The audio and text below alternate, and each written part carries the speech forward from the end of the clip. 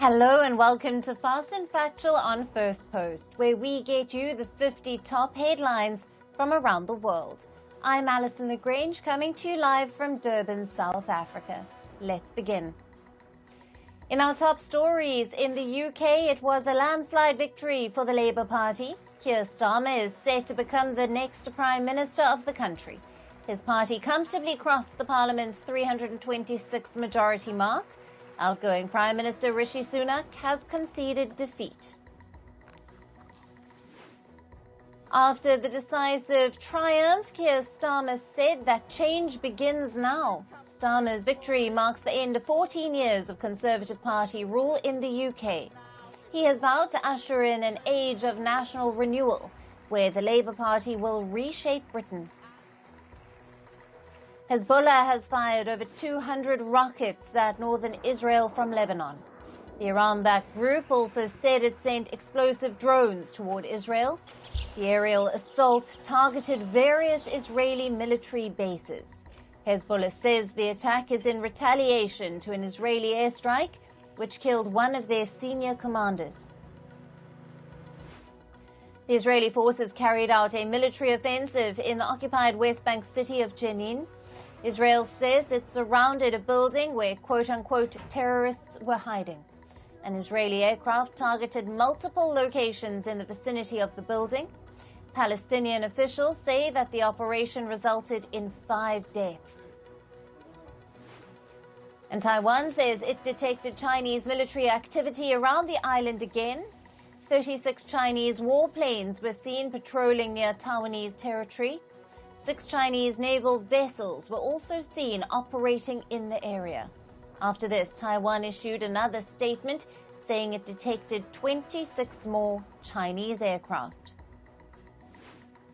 Chinese President Xi Jinping has arrived in Tajikistan for a state visit. He was personally greeted by the Tajik President Emomali Rahmon at the airport. The leaders of the two countries are set to hold talks aimed at enhancing bilateral ties. Xi previously visited Tajikistan in 2014 and in 2019. Now, Russia says it destroyed dozens of Ukrainian drones in its territory. These drones were neutralized over Krasnodar and Rostov in Russia, and also Zaporizhia in Ukraine, which Russia has annexed. Moscow says its defense systems destroyed at least 50 drones over these regions. And India's Prime Minister Narendra Modi will visit Russia next week. The visit will mark his first trip to Russia since the Ukraine war began in 2022. During the 2-day trip, he will attend the 22nd India-Russia Annual Summit. India's Foreign Ministry says that the visit aims to review bilateral relations and to discuss current regional and global issues. And the polls have opened for Iran's presidential election runoff. Iranians are voting to choose between reformist candidate Masoud Pezeshkian and the conservative Saeed Jalili. In the first round of voting last week, Pezeshkian won 42% of the votes, while Jalili came second with 39%. They are contesting to succeed Ebrahim Raisi, who died in a helicopter crash in May. And the U.S. President Joe Biden hosted the annual 4th of July celebrations at the White House yesterday. Biden was joined by his family and Vice President Kamala Harris. He used the event to hit back at doubts about his re-election campaign. Amid calls for quitting the race, Biden said he is not going anywhere. And hundreds of people took to the streets of Ecuador's capital, Quito. They were protesting against the government's order to raise fuel prices. The demonstrators marched to the presidential headquarters in the capital.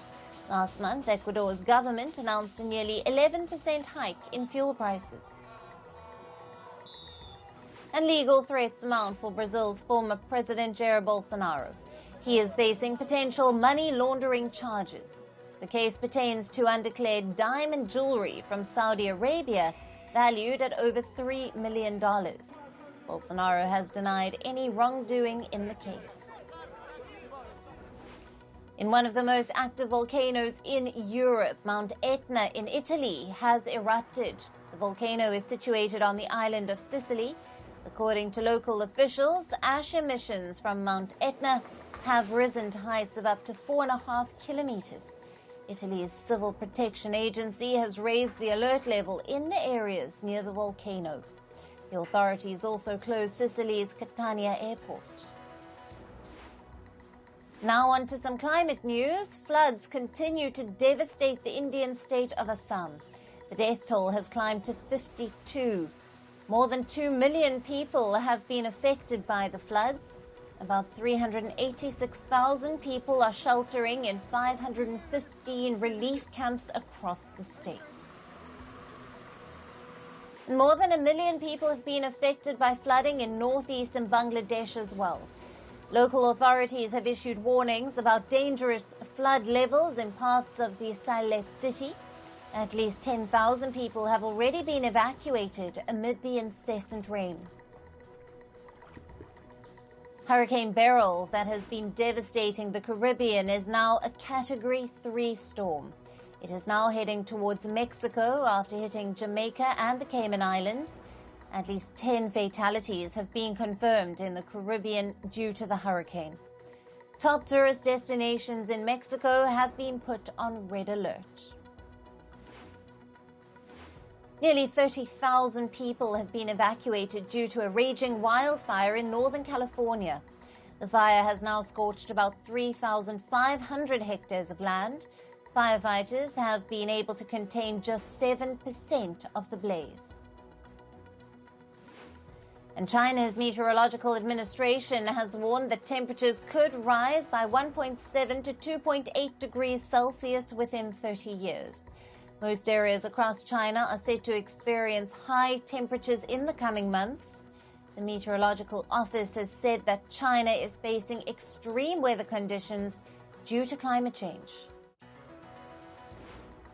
And Taiwan is reeling under heat wave conditions. Kaohsiung City in the south recorded a temperature of 40.8 degrees Celsius on Thursday. An orange heat alert has been issued for the capital Taipei and for the cities of Taiyuan and Yunlin. The heat wave is expected to last for the next 3 days. A new study by the U.S. National Academy of Sciences said that deforested land in Indonesia could be used for agricultural expansion. Presently, some areas in Indonesia are deforested and then used for palm oil production, but the study shows that the land can be put to use in more economically viable ways. And on to business and tech news. ChatGPT maker OpenAI was reportedly hit by a hacking attack last year. A hacker gained access to OpenAI's internal messaging systems. They stole details about OpenAI's artificial intelligence technologies. However, reports say that the details about ChatGPT itself were not stolen in this breach. Microsoft has started another round of layoffs this week. The company has not disclosed the number of affected employees. As per reports, the job cuts have impacted various teams across the tech giant's global workforce. Microsoft says that these layoffs are a part of their organizational and workforce adjustments. South Korean chipmaker Samsung Electronics expects its profits to have jumped 15-fold in the second quarter of 2024. The chipmaker says it is likely earning over $7.5 billion in profit between April and June of this year. And this surge in profit has been attributed to the rising demand for Samsung's memory chips. These chips are increasingly being used to power artificial intelligence. Taiwanese manufacturing giant Foxconn has been granted approval to invest over $550 million in Vietnam. The firm plans to build the 2 new facilities in northern Vietnam. Foxconn plans to produce smart electronic devices at these plants. And streaming companies like Netflix and Disney have filed a case against Canada's new revenue-sharing rule. Now, the rule was announced last month. It requires streaming platforms to share 5% of their Canadian revenues with local broadcasters. Canada's government says that the move aims to support local news producers. However, the streaming firms claim that the rules are unreasonable and they have no legal basis. American fintech firm PayPal has been found guilty of using unfair terms in Australia. An Australian court has ruled that PayPal's contracts with small businesses in the country contained unfavorable terms. PayPal provides 60 days for small businesses to notify them of any errors or discrepancies in the fees it is charging. After this period, the businesses are forced to accept the fees. The Australian court has ordered PayPal to remove terms like this from its contracts. And Bitcoin has slipped to its lowest level in the last 4 months. Bitcoin prices declined by 5% today, plunging below the $55,000 mark. According to analysts, prices are declining due to the concerns over the U.S. elections. Investors are worried that the Democratic Party might replace President Joe Biden with someone who is less favorable to cryptocurrencies. And for the first time, China has allowed state and local governments to buy a Tesla car model. Tesla's Model Y has been included in a list of cars that local governments in China can buy. The list also includes 54 other car models, which are mostly from Chinese brands. And Chinese electric car giant BYD has opened a plant in Thailand. Now, this is the automaker's first factory in Southeast Asia. The plant has the capacity to manufacture 150,000 vehicles per year. Now, BYD says that the Thai plant will operate as a hub for exporting EVs to other Southeast Asian countries.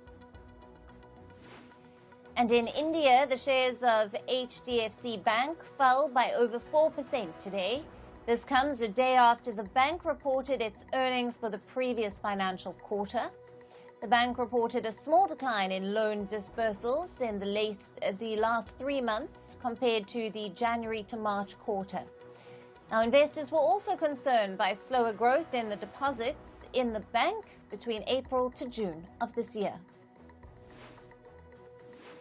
And moving to sports news, and we start with cricket. A massive victory parade was held in Mumbai to celebrate India's T20 World Cup win. Members of the squad took an open bus parade through Marine Drive last night. Scores of fans gathered for the roadshow to get a glimpse of their favourite stars. After the bus tour, the Indian team was felicitated at the Wankhede Stadium, where they received a prize money of 125 crore rupees, which is equal to $15 million. The Indian squad is taking on Zimbabwe for a 5-match T20I series starting tomorrow. India's Shubman Gill will lead the men in blue. Zimbabwe will field a youthful squad with captain Sikandar Raza as the only veteran. All the matches will be played in Harare. And Pakistan's cricket board has announced international fixtures for the 2024-25 season. The action-packed schedule includes 7 tests.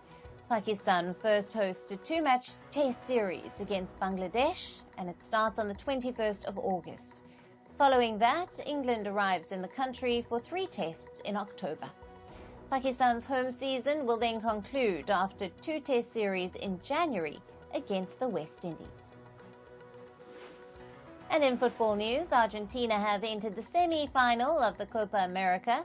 After a 1-1 draw in regular and injury time, the match proceeded to penalty shootout. Argentina then beat Ecuador 4-2, despite Lionel Messi missing his shot. Argentina next face either Canada or Venezuela. And the All India Football Federation, or the AIFF, will be appointing India's next coach by the end of July. The last date to apply for the position ended on Wednesday.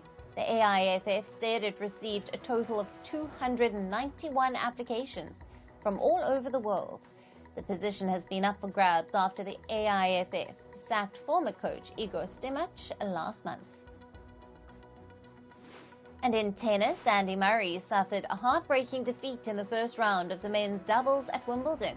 He paired up with his brother Jamie Murray but the duo lost 7-6, 6-4 to Australian opponents Rinky Hijikata and John Peers.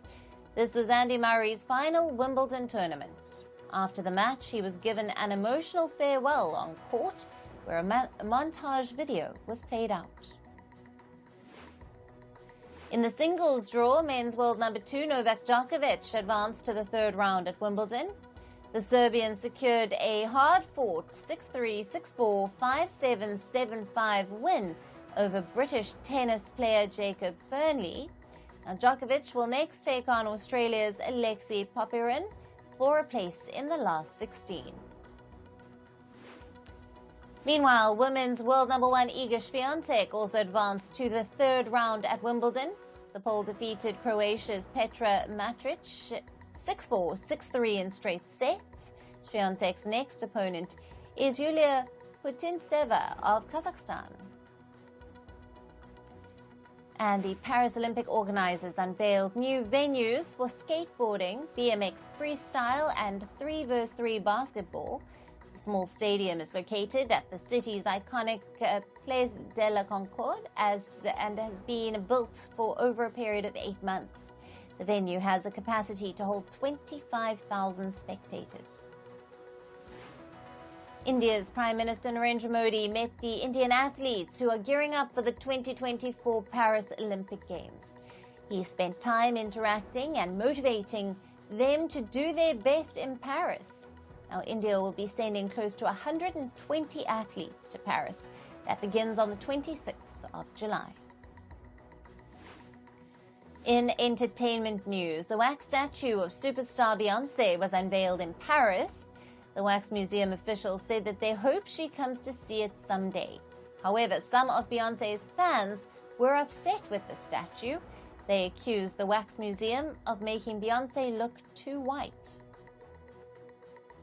And Kendrick Lamar has released a new music video titled Not Like Us. This is the video for his popular diss track against rapper Drake. Lamar's video has several references to Drake and the long-standing feud between the two artists. According to reports, Coldplay has settled a lawsuit with their former manager, Dave Holmes. Now, the case involved allegations of unpaid fees and breach of contract. Holmes had sought over $12 million in damages. He initially sued Coldplay in 2022. And rap mogul Sean Combs has been sued for sex trafficking and sexual assaults. The case has been filed by an adult film star. She has accused Combs of using her for sex and financial benefit between 2004 and 2009. This is the 9th such lawsuit against the rapper since 2023. And French film director Benoit Jacquot has been charged for allegedly raping 2 actors. Now, he was later detained for questioning. An investigation was opened after a case was filed against him earlier this year. However, Jacquot has denied all the charges. And filming for the upcoming film in the Avatar franchise has begun. Joel David Moore took to social media and shared images from the film set. He posted an image of one of the characters along with glimpses of his vanity van. Ryan Reynolds and Hugh Jackman were recently in South Korea's capital, Seoul. This was a part of their global press tour for Deadpool and Wolverine. Hundreds of fans gathered to meet them in costumes of Deadpool and other Marvel characters. Deadpool and Wolverine will release on the 26th of July. And Emma Corrin claims that she took inspiration from Willy Wonka for her role in Deadpool and Wolverine. She feels that Wonka is one of the greatest villains of all time. Corrin will play the role of the antagonist in the film. And German-Spanish film star Daniel Brühl was honored with the Karlovy Vary International Film Festival's President's Award in the Czech Republic. He said that the honor sounds so big that it is helping him with his midlife crisis. The actor also took a picture with the audience from the stage for his mother. And to celebrate the 65th birthday of Barbie, an exhibition has opened in London. It shows the evolution of Barbie over the last 65 years. The exhibition features more than 250 items from the Barbie universe. And that's all on this episode of Fast and Factual. Thank you for watching. Stay tuned to Firstpost.